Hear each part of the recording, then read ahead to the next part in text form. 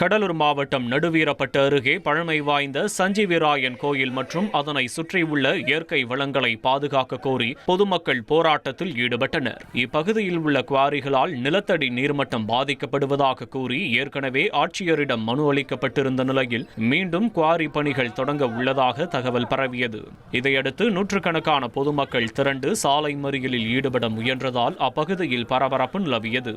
தகவல் அறிந்து வந்த நடுவீரப்பட்டு போலீசார் போராட்டத்தில் ஈடுபட முயன்றவர்களிடம் பேச்சுவார்த்தை நடத்தி அவர்களை கலைந்து போக செய்தனர். காஞ்சிபுரம் மாவட்டம் ஸ்ரீபெரும்புதூர் தொகுதியில் தேர்தல் பறக்கும் படையினர் நடத்திய அதிரடி வாகன சோதனையில் 15 கிலோ கஞ்சா பறிமுதல் செய்யப்பட்டது.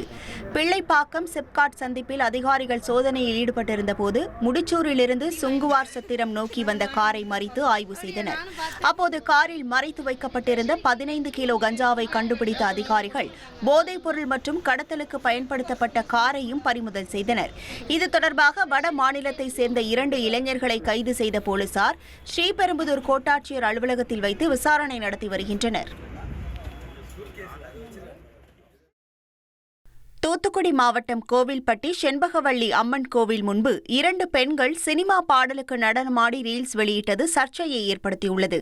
பக்தர்களின் எதிர்ப்பை தொடர்ந்து சம்பந்தப்பட்ட பெண்கள் மீது நடவடிக்கை எடுக்க கோரி கோவில் நிர்வாகம் சார்பில் காவல் நிலையத்தில் புகார் அளிக்கப்பட்டுள்ளது. புனிதமான கோவில் வளாகத்தில் இத்தகைய செயல்கள் அரங்கேறியது அப்பகுதி மக்களிடையே பெரும் அதிர்ச்சியை ஏற்படுத்தியுள்ளது. ராமநாதபுரம் ஆட்டு சந்தையில் மஸ்தான் என்ற ஜமுனாபாரி ரக ஆடு 70,000 ரூபாய்க்கு விற்பனையானது. ரமலான் பண்டிகையை முன்னிட்டு நடைபெற்ற இந்த சிறப்பு சந்தையில் பேராவூர் பகுதியைச் சேர்ந்த இளைஞர்கள் கொண்டு வந்த இந்த ஆடு சுமார் 95 கிலோ எடை கொண்டது. உயிரோட ஜமுனாபாரி உயிரோட ஒரு 95 கிலோ எடுக்கும். ஒரு 70,000 கொடுத்தாரலாம். 70,000 கொடுத்தாரலாம். இது மேலே சோளம், வெள்ளத்தோரை, கொட்டு, கடலை புண்ணாக்கு, கடலைக்குடி இந்த மாதிரி தான் கொடுக்கணும். சாதாரண ஆடுகள் 25,000 வரை விற்பனை செய்யப்படும் நிலையில் ஒரு மாட்டிற்கு இணையான உருவத்துடன் காட்சியளிக்கும் இந்த ஆட்டிற்கு தினமும் 500 ரூபாய் வரை உணவிற்காக செலவிடப்பட்டுள்ளது. சந்தைக்கு வருகை தந்த மக்கள் மற்றும் வியாபாரிகள் இந்த ஆட்டை வியப்புடன் பார்த்து சென்றனர். கடலூர் மாவட்டம் நடுவீரப்பட்டு அருகே பழமை வாய்ந்த சஞ்சீவிராயன் கோயில் மற்றும் அதனை சுற்றியுள்ள இயற்கை வளங்களை பாதுகாக்க கோரி மேட்டுப்பாளையம் வனபத்ர காளியம்மன் சாலையில் கனரக வாகனத்திலிருந்து கசிந்த ஆயிலால் இருசக்கர வாகனங்கள் அடுத்தடுத்து விபத்திற்குள்ளான சிசிடிவி காட்சிகள் வெளியாகி பரபரப்பை ஏற்படுத்தியுள்ளது.